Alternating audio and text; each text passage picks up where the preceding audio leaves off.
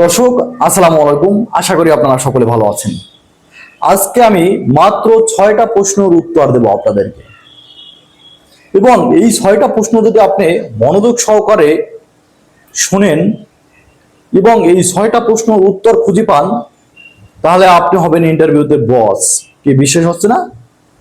তো সম্পূর্ণ ভিডিওটি অবশ্যই দেখবেন, খুব ইন্টারেস্টিং হতে যাচ্ছে।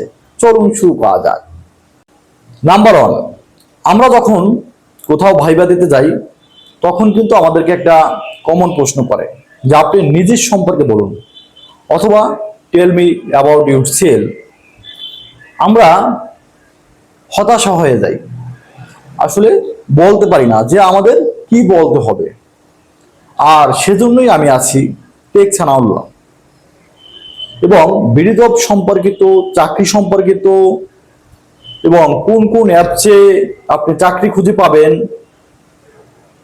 সেই সম্পর্কে আমার ইউটিউব চ্যানেলে অসংখ্য ভিডিও দেওয়া আছে, আপনারা দেখে আসবেন। তো আমরা মূল কথায় চলে যাই। প্রথম কথা হলো যে নিজের সম্পর্কে কিছু বলুন।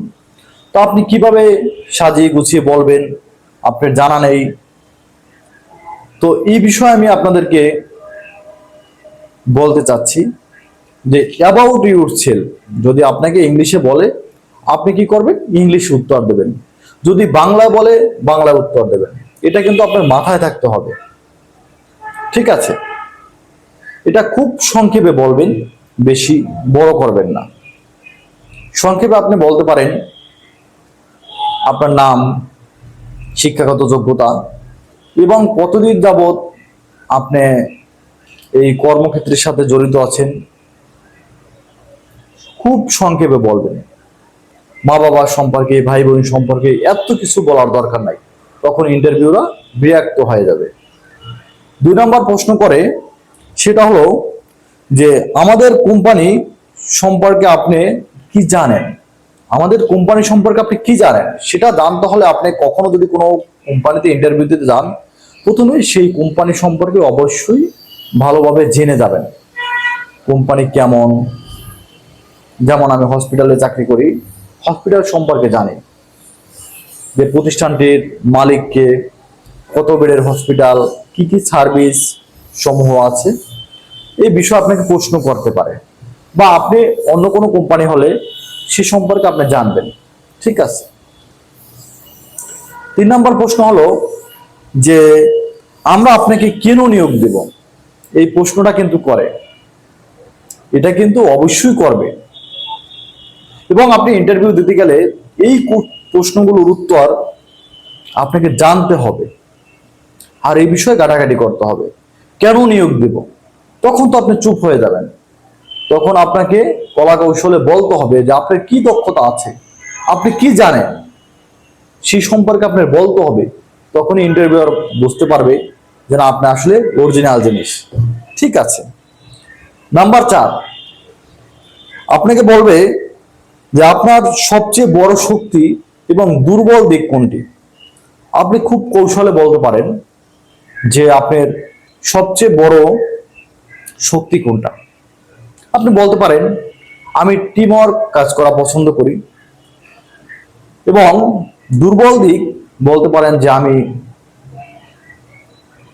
অন্যকে দায়িত্ব দেওয়া পছন্দ করি না। অথবা বলতে পারেন আমি মিথ্যা বলা পছন্দ করি না, আমি সবসময় সৎ থাকি, এটাই আমার সবচেয়ে দুর্বল পয়েন্ট। খুব পজিটিভলি বলতে হবে, নেগেটিভ কিন্তু বলা যাবে না। 5 নম্বরে আপনাকে বলতে পারে আপনার ভবিষ্যৎ পরিকল্পনাকে।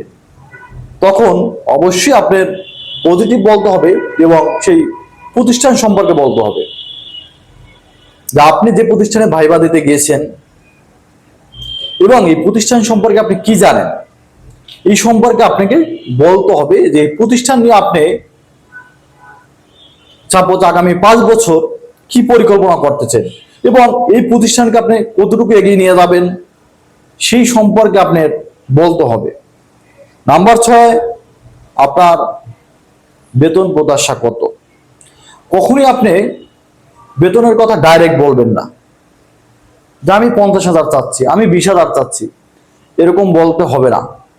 আপনি বলবেন আমার কাজের দক্ষতা, যোগ্যতা এবং এই পোস্টের ভিত্তিতে আমি কি পেতে পারি স্যার বলতে পারেন, তবে আলোচনা করা যাবে, এরকম আপনি গুছিয়ে বলতে পারেন। আর এরকম ইন্টারেস্টিং ভিডিও পেতে অবশ্যই আমাদের চ্যানেলটি সাবস্ক্রাইব করে রাখবেন। পরবর্তী ভিডিও দেখা হবে ইনশাল্লাহ। আসসালামু আলাইকুম।